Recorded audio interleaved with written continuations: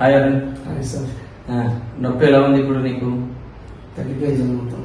First హాస్పిటల్కి ఎలా వచ్చావు నువ్వు? నేను నడవడం కూడా నాకు రాలేదు. మా మిస్సెస్ మా అక్క ఇద్దరు ఇట్లా నిరుసారంగా చేసి ఇక్కడికి వచ్చాను. ఇట్లా అయితే చాలా వరకు తగ్గిపోయింది సార్. 100కి ఎంత పర్సెంట్ తగ్గింది? 75% తగ్గింది, 80%. నడవడం కూడా రాలేదు, కానీ ఇప్పుడు నేను నా ముందు బైక్ నడపగలుగుతాను. నీ స్కాన్ చూసి డాక్టర్స్ ఏమన్నారు? సర్జరీ చేయాలి కంపల్సరీ అన్నా. ఓకే, ఫిజియోథెరపీ వల్ల ఎట్లా ఉంది నీకు? ఫుల్ రిలీఫ్ ఉంది సార్. Thank you.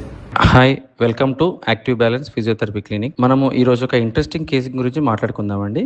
అరుణ్ అని ఒక పేషెంట్ మన దగ్గరికి డిస్క్ ప్రాబ్లంతో వచ్చారు. తనకి డాక్టర్స్ సర్జరీ సజెస్ట్ చేశారంట.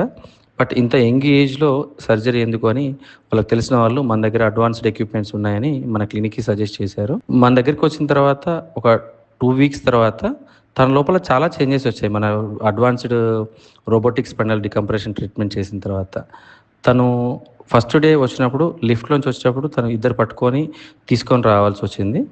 మన దగ్గర ఒక 2 weeks ఫిజియోథెరపీ సెషన్స్ తర్వాత తను ఇండివిజువల్గా బైక్ పైన వచ్చి ఫిజియోథెరపీ ట్రీట్మెంట్ చేయించుకొని వెళ్ళగలుగుతున్నారు. మీకు తెలిసిన వాళ్ళకు కూడా ఇలాంటి డిస్క్ సమస్యలు ఉంటే ఎవరైనా అడ్వాన్స్డ్ ఫిజియోథెరపీ కోసం మా యాక్టివ్ బ్యాలెన్స్ ఫిజియోథెరపీ క్లినిక్ని సంప్రదించండి. Thank you everyone.